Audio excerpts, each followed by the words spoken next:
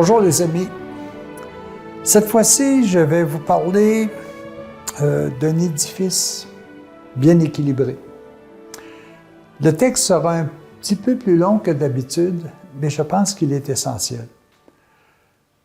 Il y a une comparaison qui se fait entre un édifice sur le plan physique et un édifice sur le plan naturel. Nous sommes un édifice majestueux. Nous sommes un édifice qui se veut des plus équilibrés.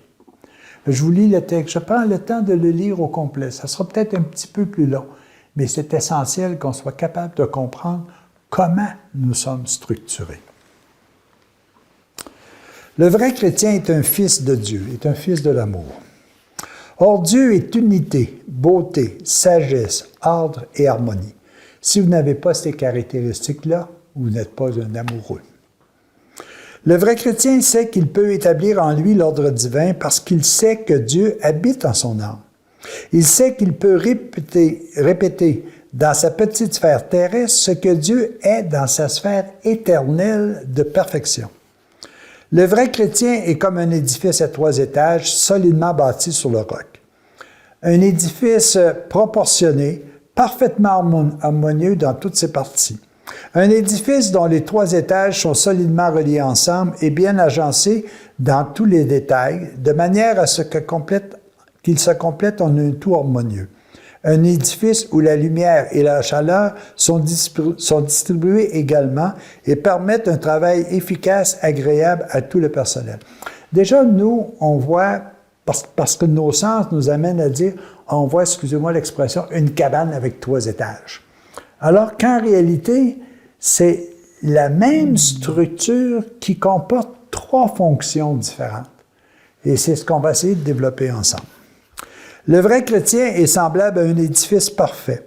C'est un édifice vivant dont l'armature est l'amour divin qui relie toutes les parties entre elles et qui assure la solidité et l'harmonie de tout l'ensemble.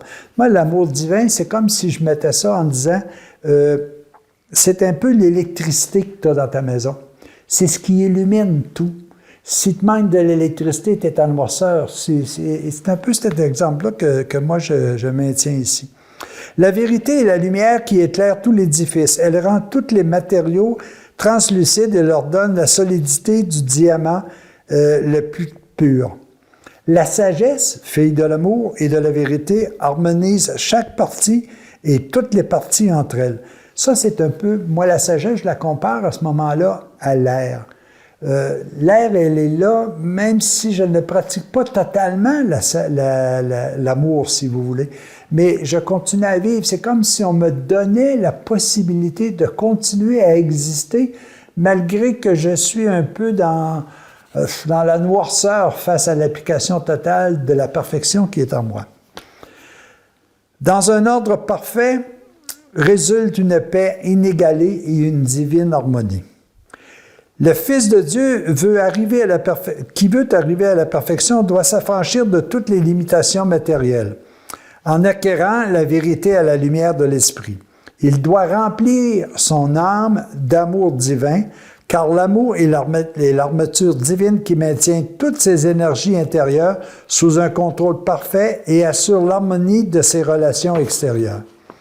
Mais l'homme doit creuser pour asseoir solidement l'édifice de sa vie spirituelle. Là, je vais vous parler de la première phase de ma structure. C'est ce que moi j'appelle le corps. Il doit sortir toutes les décombres de son âme pour atteindre le roc solide. Le roc solide, c'est la présence divine en moi. En lui bouillonnent et s'entrechoquent les passions de l'instinct animal. Il doit les dominer, les maîtriser par la force de sa volonté à la lumière du plan divin. Il doit maîtriser ses attaches matérielles, ce qui est extérieur à lui, ses attaches à des biens agréables mais passagers, qui détournent son attention et qui lui font perdre les énergies dont il a besoin pour construire véritablement son édifice. En un mot, il doit dominer son corps qui forme le premier étage pour édifier ensuite les étages de l'âme et de l'esprit. Sans une base solide, aucun édifice ne peut résister aux secousses violentes des tempêtes. Aucun édifice ne peut tenir ferme et si les matières de la base sont en partie pourries. Je vous donne un exemple. Je peux mettre tout mon espoir dans quelque chose de périssable. Je peux travailler pendant 20 ans pour atteindre quelque chose et au bout de 20 ans, tout disparaît. Et là, tu deviens un peu un errant parce que tu ne sais plus à quoi tu sers. Tandis que si tu prends tout ton équilibre pour pouvoir dire, moi, je veux faire ça pour que je sois pleinement heureux, que je puisse aider, que je puisse partager avec les gens, là, je construis une résidence qui sera perpétuelle. L'homme doit respecter son corps. C'est le temple où Dieu habite. Mais comment l'âme et l'esprit pourront-ils se développer dans un corps où tout est en désordre, où les appétits les plus bas dominent et où les instincts absorbent le meilleur des énergies? Il faut un corps sain pour que l'âme puisse évoluer normalement et se développer. Il faut que l'homme sache donner à son corps une nourriture saine, un repas suffisant et un entraînement judicieux pour lui permettre d'accomplir le mieux possible le travail matériel nécessaire à sa subsistance. L'âme ne peut pas accomplir sa tâche normalement si l'instrument dont elle dispose, le corps, est en état de déséquilibre permanent.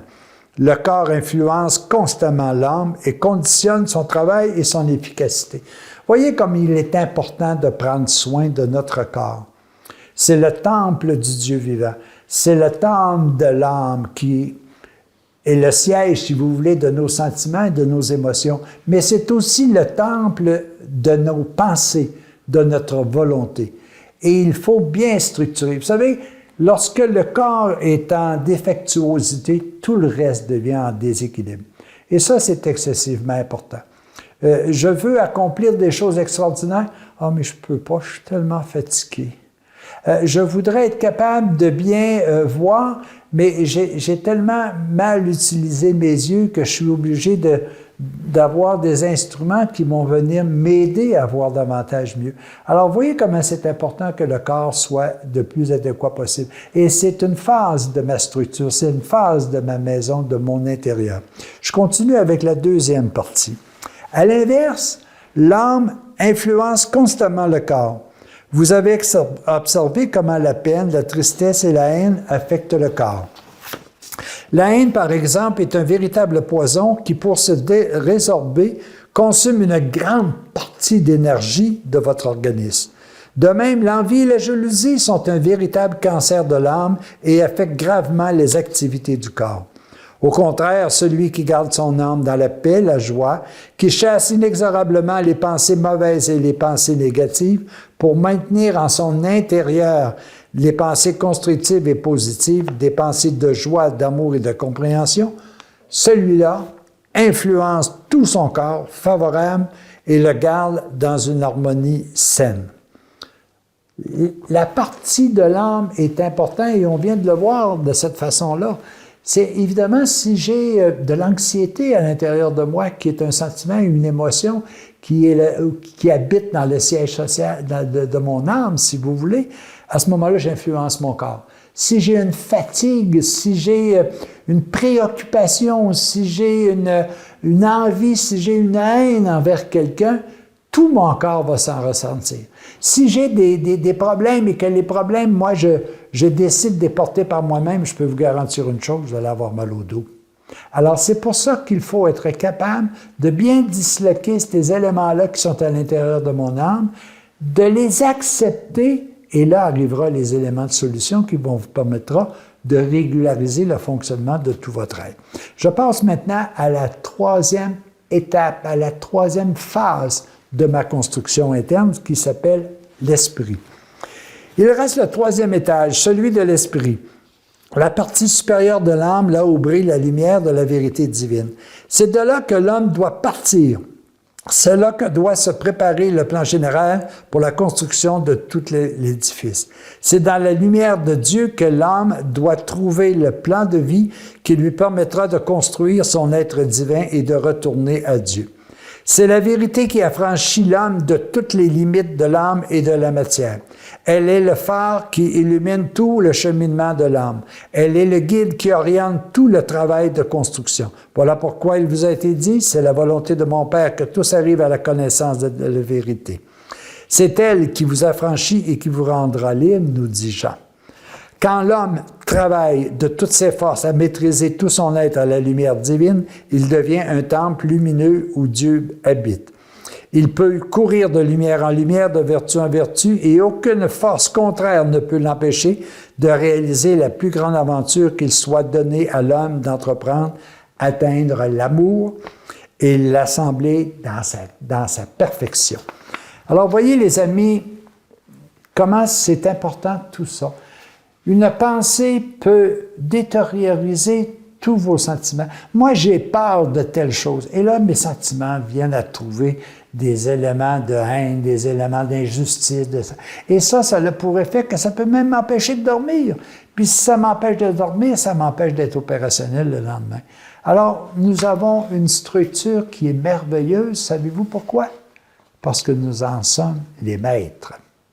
Parce que c'est nous qui pouvons avoir un corps sain, que nous pouvons avoir une âme qui est remplie de bons sentiments, de bonnes émotions, que nous pouvons gérer nos pensées pour éliminer de nous tout ce qui est négatif et garder uniquement ce qui est positif, ce qui est constructif. Oui, les amis, nous sommes... Dieu a construit en nous une demeure parfaite, puis il nous a donné le pouvoir de la gérer. Qu'est-ce qu'on en fait? À vous maintenant d'y répondre. Salut!